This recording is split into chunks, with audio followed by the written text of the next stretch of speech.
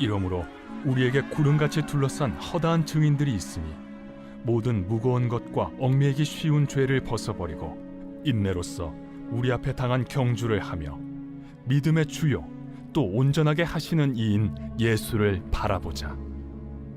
그는 그 앞에 있는 기쁨을 위하여 십자가를 참으사 부끄러움을 개의치 아니하시더니 하나님 보좌 우편에 앉으셨느니라.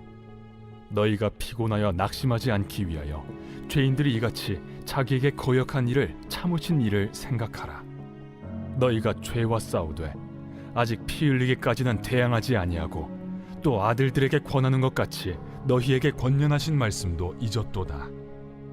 일러스되 내 아들아, 주의 징계하심을 경히 여기지 말며 그에게 꾸지람을 받을 때에 낙심하지 말라. 주께서 그 사랑하시는 자를 징계하시고 그가 받아들이시는 아들마다 채찍질하심이라 하였으니 너희가 참음은 징계를 받기 위함이라. 하나님이 아들과 같이 너희를 대우하시나니 어찌 아버지가 징계하지 않는 아들이 있으리요. 징계는 다 받는 것이거늘 너희에게 없으면 사생자여 친아들이 아니니라. 또 우리 육신의 아버지가 우리를 징계하여도 공경하였거든 하물며 모든 영의 아버지께 더욱 복종하며 살려 하지 않겠느냐. 그들은 잠시 자기의 뜻대로 우리를 징계하였거니와 오직 하나님은 우리의 유익을 위하여 그의 거룩하심에 참여하게 하시느니라. 무릇 징계가 당시에는 즐거워 보이지 않고 슬퍼 보이나 후에 그로 말미암아 연단받은 자들은 의와 평강의 열매를 맺느니라. 그러므로 피곤한 손과 연약한 무릎을 일으켜 세우고 너희 발을 위하여 곧은 길을 만들어 저는 다리로 하여금 어그러지지 않고 고침을 받게 하라. 모든 사람과 더불어 화평함과 거룩함을 따르라. 이것이 없이는 아무도 주를 보지 못하리라. 너희는 하나님의 은혜에 이르지 못하는 자가 없도록 하고 또 쓴뿌리가 나서 괴롭게 하여 많은 사람이 이로 말미암아 더럽게 되지 않게 하며 음행하는 자와 혹 한 그릇 음식을 위하여 장자의 명분을 판 에서와 같이 망령된 자가 없도록 살피라. 너희가 아는 바와 같이 그가 그 후에 축복을 이어받으려고 눈물을 흘리며 구하되 버림바가 되어 회개할 기회를 얻지 못하였느니라. 너희는 만질 수 있고 불이 붙는 산과 침침함과 흑암과 폭풍과 나팔 소리와 말하는 소리가 있는 곳에 이른 것이 아니라 그 소리를 듣는 자들은 더 말씀하지 아니하시기를 구하였으니 이는 짐승이라도 그 산에 들어가면 돌로 침을 당하리라 하신 명령을 그들이 견디지 못함이라. 그 보이는 바가 이렇듯 무섭기로 모세도 이르되 내가 심히 두렵고 떨린다 하였느니라. 그러나 너희가 이룬 곳은 시온 산과 살아계신 하나님의 도성인 하늘의 예루살렘과 천만 천사와 하늘에 기록된 장자들의 모임과 교회와 만민의 심판자이신 하나님과 및 온전하게 된 의인의 영들과 새 언약의 중보자이신 예수와 및 아벨의 피보다 더 나은 것을 말하는 뿌린 피니라. 너희는 삼가 말씀하신 일을 거역하지 말라. 땅에서 경고하신 일을 거역한 그들이 피하지 못하였거든 하물며 하늘로부터 경고하신 일을 배반하는 우리일까 보냐. 그때에는 그 소리가 땅을 진동하였거니와 이제는 약속하여 이르시되 내가 또 한 번 땅만 아니라 하늘도 진동하리라 하셨느니라. 이 또 한 번이라 하심은 진동하지 아니하는 것을 영존하게 하기 위하여 진동할 것들 곧 만드신 것들이 변동될 것을 나타내심이라. 그러므로 우리가 흔들리지 않는 나라를 받았은즉 은혜를 받자. 이로 말미암아 경건함과 두려움으로 하나님을 기쁘시게 섬길지니 우리 하나님은 소멸하는 불이심이라. 새벽영성 기도 시간입니다. 오늘은 히브리서 12장 말씀 함께 살펴보겠습니다. 히브리서는 우리의 여정이 믿음의 여정임을 알려줍니다. 어제 살펴봤던 히브리서 11장에 나오는 인물들은 그 믿음의 여정을 걷는 이들이었습니다. 믿음으로 행하는 사람들이었죠. 믿음으로가 우선순위였던 사람들이었습니다. 오늘의 본문도 어제의 논지와 이어지고 있습니다. 우리의 여정은 믿음의 여정인데 그 믿음의 여정을 경주로 비유하고 있습니다. 1절을 보겠습니다. 이러므로 우리에게 구름같이 둘러싼 허다한 증인들이 있으니 모든 무거운 것과 얽매이기 쉬운 죄를 벗어버리고 인내로써 우리 앞에 당한 경주를 하며. 여기에서 말한 경주는 달리기를 의미합니다. 히브리서에서 중요한 키워드 중에 하나가 인내입니다. 여기에서의 인내는 목표점에 도달하기까지의 인내를 말하는 것입니다. 히브리서의 사항을 보면은 목숨을 내놓는 상황까지를 말하고 있는 것입니다. 단순히 잠깐 참는 그 정도의 절제가 아니라 훨씬 강도가 높은 목숨을 내놓는 자리까지의 인내를 말하는 것입니다. 히브리서를 받은 공동체는 복음을 받아들인 후 공적인 모독, 재산 약탈, 일부 성도의 투옥 등 고난의 큰 싸움에서 잘 참아왔습니다. 하지만 자신들이 고백하는 신앙을 위하여 목숨까지 내놓아야 할 시험을 당한 적은 없었습니다. 그런데 이런 시험의 가능성이 엿보이고 더 고통스러운 박해가 다가오는 것을 보게 되자 성도들이 주춤거리고 경주를 포기할 생각을 하고 있던 것입니다. 여러분, 달리기를 하다 보면 숨이 차오를 때가 있습니다.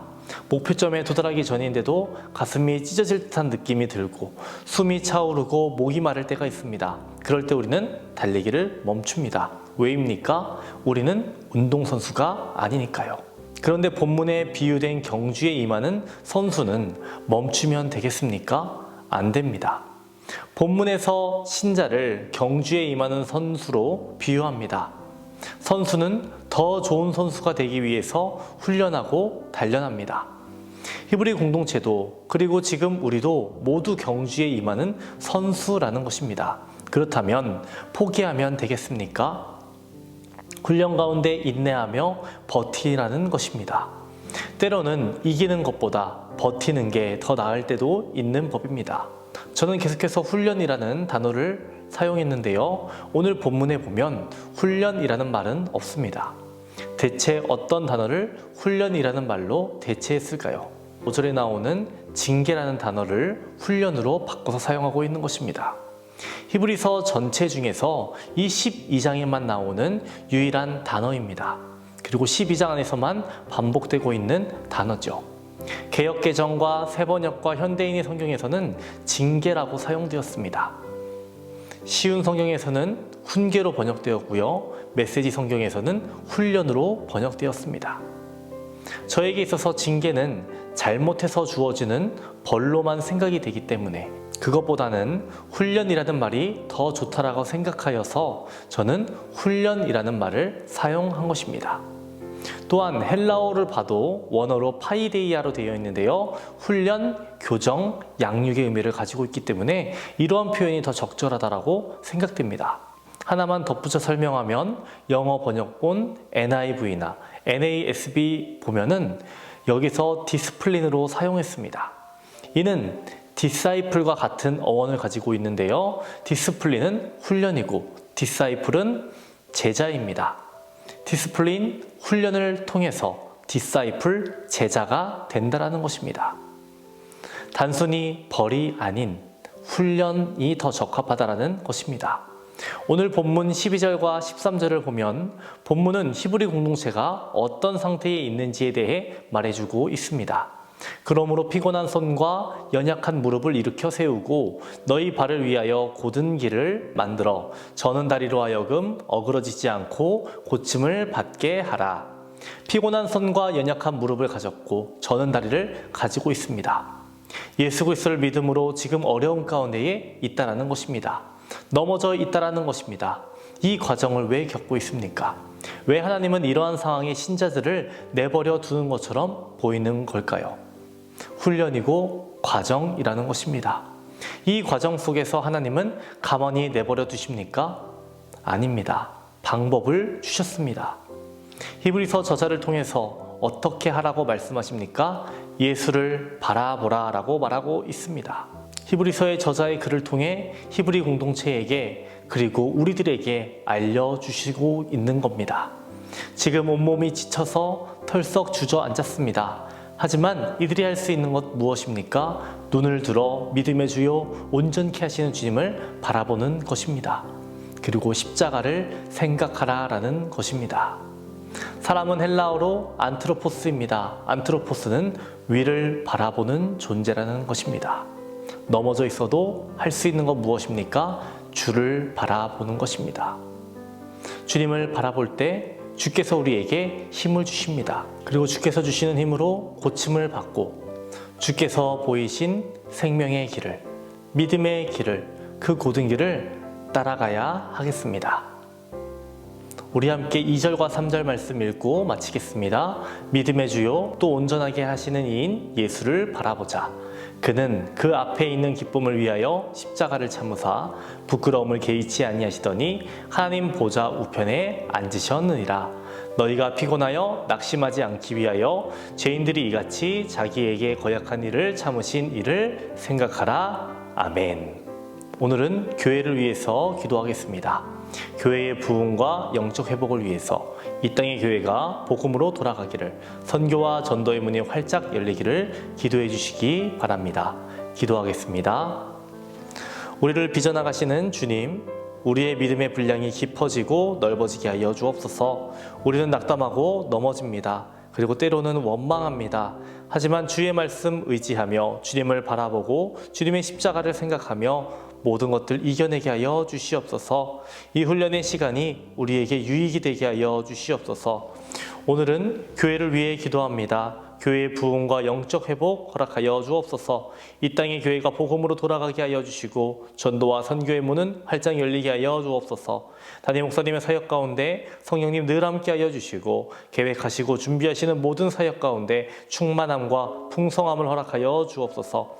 말씀 선포하실 때마다 복음의 능력 나타나게 하여 주시고 넘어지는 자들 일으켜 세워 주시옵시고 넘어진 자들 말씀으로 위로받고 용기를 얻고 주님을 붙들게 하여 주시옵소서.